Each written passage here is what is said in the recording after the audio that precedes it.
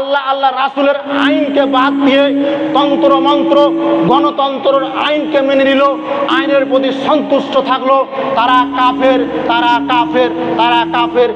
আল্লাহর আইন কেউ যদি চুরি করে তাকে হাত কাটতে হবে, এই আইনকে কটাক্ষ করে এই আইনকে বাদ দিয়ে গণতন্ত্র তন্ত্র মন্ত্রর আইন করেছে যে তার হাত কাটা যাবে না বা হাত কাটে না।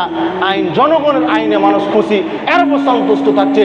যে আইনের উপর সন্তুষ্ট থাকবে, এই তন্ত্র মন্ত্র আইনকে মেনে নিবে খালেস ভাবে অন্তর থেকে, সে ব্যক্তি কাফের। একথা আল্লাহ বলছেন, একথা রাসূল বলছেন। সূরা মাইদা 44 নম্বর আয়াত, সূরা মাইদা 47 নম্বর আয়াত। ব্যক্তি যদি, ইমাম শাফি রাহিমাহুল্লাহ তিনি বলতেছেন, যে ব্যক্তি আল্লাহর আইনকে বাদ দিয়ে, যারা আল্লাহর বিধানকে বাদ দিয়ে অন্য কোনো আইনের প্রতি সন্তুষ্ট থাকলো, অন্য কোনো আইনকে মেনে নিল, আল্লাহর রাসূলকে, আল্লাহর রাসূলের বিধানকে বাদ দিয়ে, আল্লাহর রাসূলের আইনকে বাদ দিয়ে তন্ত্র মন্ত্র গণতন্ত্রের আইনকে মেনে নিল, আইনের প্রতি সন্তুষ্ট থাকলো, তারা কাফের, তারা কাফের, তারা কাফের। ইমাম শাফি রাহিমাহুল্লাহ তিনি বলতেছেন,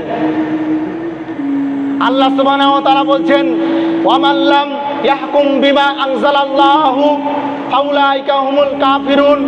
আল্লাহ সুবহানাহু ওয়া তাআলা বলতেছেন, আল্লাহ তাআলা নাজিল করেছেন যারা আল্লাহর আইন অনুযায়ী শাসন পরিচালনা করে না, দেশ পরিচালনা করে না, আল্লাহ যা নাজিল করেছেন আল্লাহর আইন অনুযায়ী শাসন পরিচালনা করে না, দেশ পরিচালনা করে না, বিচার ফায়সালা করে না, তারা কাফের। আর অন্য জায়গায় বলেছেন, ওয়ামান লাম ইয়াহকুম বিমা আনজালাল্লাহু ফাউলাইকা হুমুল ফাসিকুন। তারা ফাসিক, তারা কাফের। মানে যারা, যেই ব্যক্তিরা আল্লাহর আইনকে বাদ দিয়ে কোনো তন্ত্রর, কোনো মন্ত্রর, কোনো গণতন্ত্রের আইনের প্রতি সন্তুষ্ট হয়ে গেল, সে আইনকে মেনে নিল, সেই বিচারকে মেনে নিল, তারা কাফের, তারা কাফের। কথা আল্লাহ বলছেন, কথা রাসূল বলছেন, কথা ইমাম শাফি রাহিমাহুল্লাহ বলতেছেন। দুঃখজনক হলেও কথা সত্য, এই বাংলাদেশের মাটিতে আজ 100%-এর ভিতরে 95% মানুষ গণতন্ত্রের বিধিবিধানকে, গণতন্ত্রের আইনকে একেবারে খালেজ ভাবে মেনে নিয়েছে। আল্লাহর আইনকে, আল্লাহর বিধিবিধানকে কেউ গুরুত্ব দেয় না। এরা যারা রাষ্ট্র পরিচালনা করছে, এই আইনকে যারা সন্তুষ্ট, আইনের প্রতি যারা সন্তুষ্ট, এই আইনকে যারা মেনে নিয়েছে, রাসূল বলছেন, আল্লাহ বলছেন, তারা কাফের হয়ে গেছে।